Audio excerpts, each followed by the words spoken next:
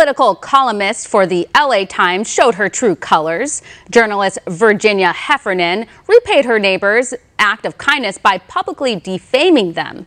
Heffernan's neighbors took it upon themselves to plow the snow from her driveway without being asked, and they did a great job.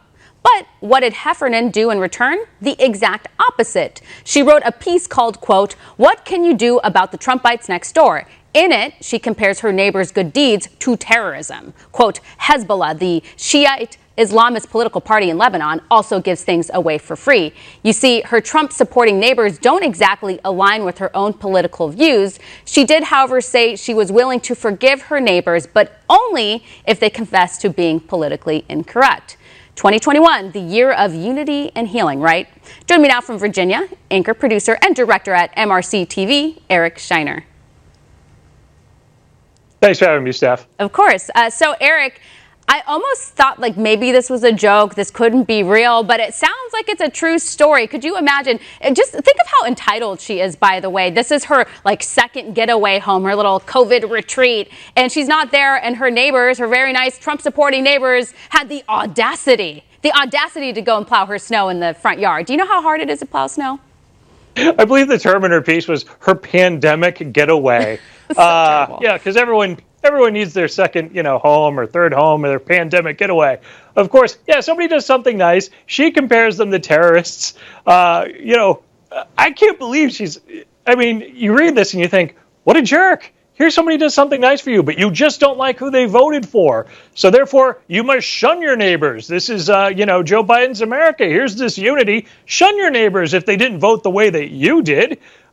Don't be nice to them just because they reached out and were nice to you. No obligation. I'll leave the door open, as she says, but only if they accept the truth about the Trump administration. What truth does she want them to accept? The high employment rate that he had, the fact that the government and taxpayers weren't funding abortion overseas or in this country. I wonder.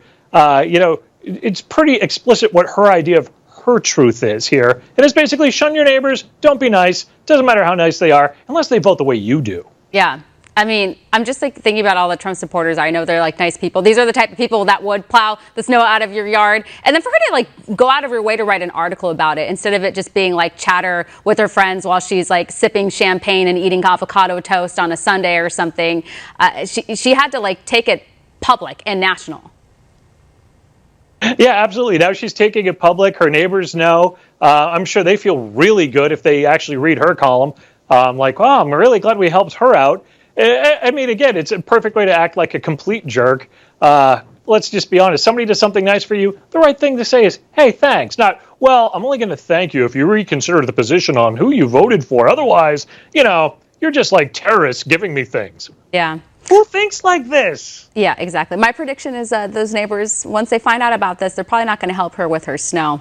So I wouldn't feel bad about that either. I hope they find out, and I hope that they don't plow her driveway. You won't be able again. to enjoy the pandemic getaway as much as she used to. Yeah, the old pandemic getaway. I mean, it's so infuriating. These are the same people who, by the way, advocate for keeping America locked down because they're not affected by it. They don't care. Actually, they're doing pretty well. Like the rich people are doing really well during this pandemic. Meantime, speaking of columnists over at the New York Times, Tom Friedman apparently thinks China is much better than the U.S. because they have fast trains. We have a video of it. Roll tape. In China today. Chris, do you know that it takes 4 hours and 18 minutes to take the bullet train from Beijing to Shanghai? And it takes 21 hours to take the train from New York to Chicago. And they're both about the same distance. I'll tell you something they weren't thinking about in China this week. They weren't thinking about some knucklehead. They weren't spending the week thinking about a knucklehead who claimed 9/11 didn't happen. They weren't thinking about some guy who's a QAnon shaman. I don't know. They were probably thinking about some bad stuff with the Uyghurs and all of that. Oh, for sure. But I guarantee you, they weren't wasting their time on this nonsense. And how do we do this? Week after week, month after month, and think we are a serious country. Yeah, Tom Friedman's so mad because he can't get on the train from New York to Chicago in less than 21 hours. Where is the outrage? I mean, China, never mind their human rights issues there. Don't even think about that. Let's just talk about the fast trains. Yeah, absolutely. You know, what's a few concentration camps and torture of a religious minority? Hey, the Uyghurs, it's nothing. We need fast trains. Of course, he doesn't even, look at the fact that who runs passenger trains in the United States? Oh, the government, because they've regulated that so much that no one else can operate it at a profit. So, I mean, it's ridiculous. It's so callous. Oh, well, yeah, they might have thought about some bad things, but they have good trains. I mean, yeah, all right, a concentration camp or two or religious persecution, but good trains.